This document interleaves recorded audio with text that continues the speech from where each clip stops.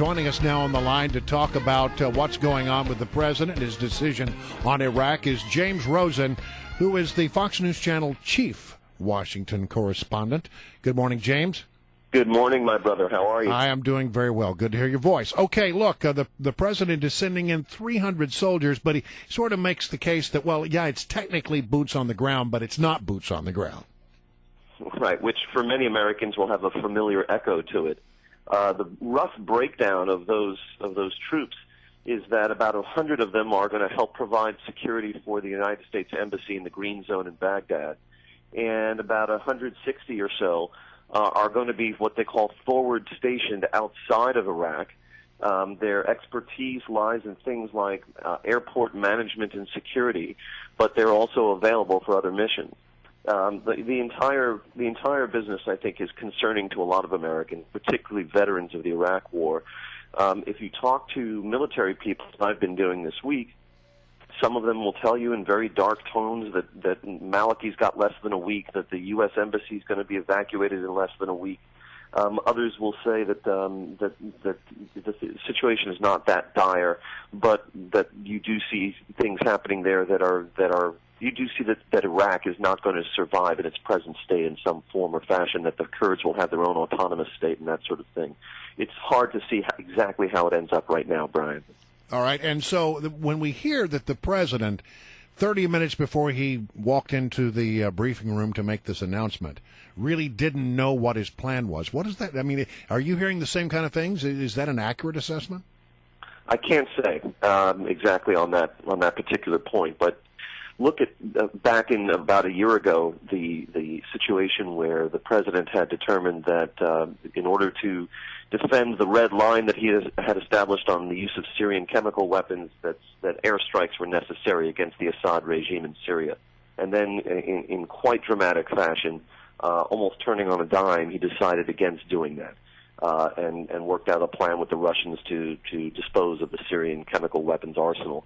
That particular moment where the president decided not to first balked at enforcing his own red line, then decided he was going to enforce the red line, and then came up with some other completely different plan about the red line, was unnerving to our allies, particularly in the Gulf region. And it spoke to a certain erraticism of decision-making, and perhaps if what you're talking about is true, that would be the case here, too. Our guest is James Rosen of Fox News. And, James, earlier this week, of course, we had the announcement of the capture of the lead terrorist in the Benghazi attacks.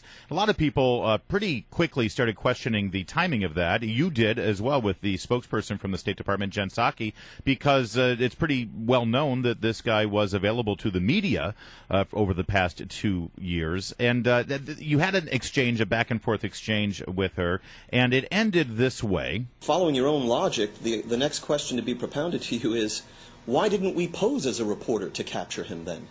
Well, we appreciate your view. If you're volunteering yourself for future endeavors, we'll take that into account. In other words, you're still not addressing the central question, Jen.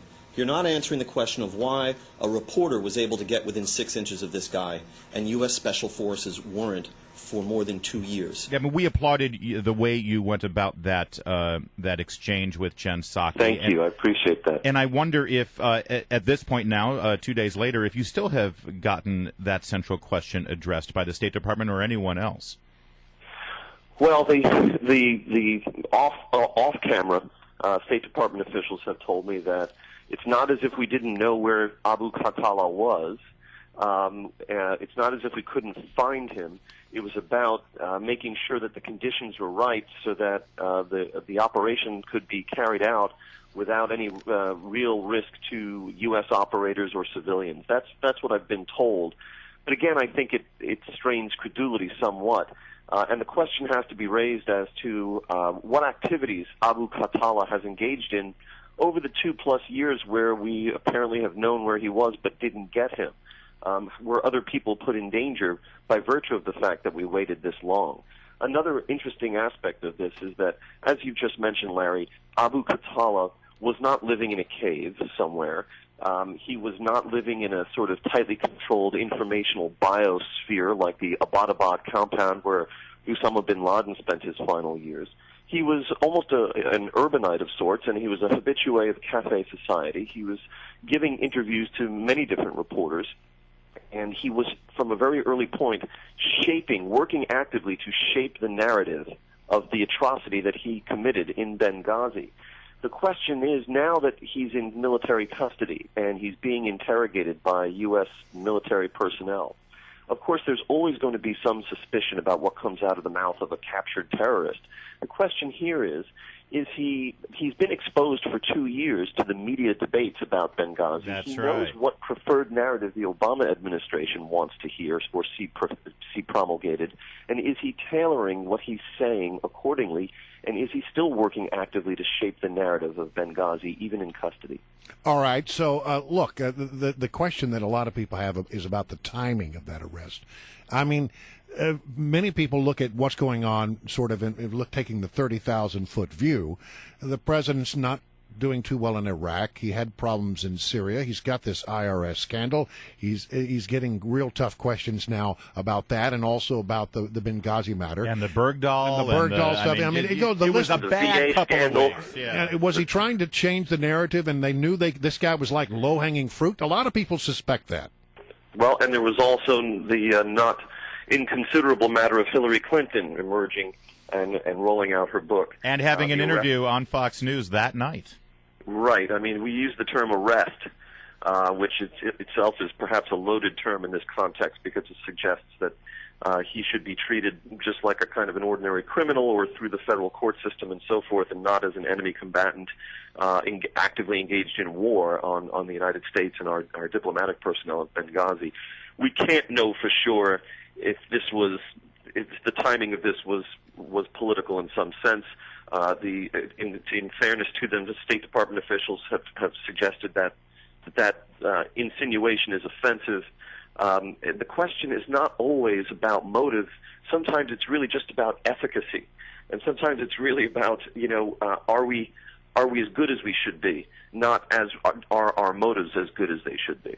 All right. Well, James Rosen, always a pleasure to have you. And by the way, I'm really coming to enjoy those moments where you're on the Billy O show with Mr. O'Reilly. What? You're just coming to? I've been doing that show for like 3 years. You're just coming to enjoy it? You weren't that great before. Well, barely is what Wilson is saying. That's appointment television for me now. I'd enjoy those moments. Hey, James, real fast, we gentlemen. know you're rooting for Team USA, but do you have a second team in the World Cup that you're pulling for? No, in fact. Is USA or nothing? All right. Well I'm not said, sir. following it, I have to say. I'm sorry. All right, James, thanks. All right, see you guys.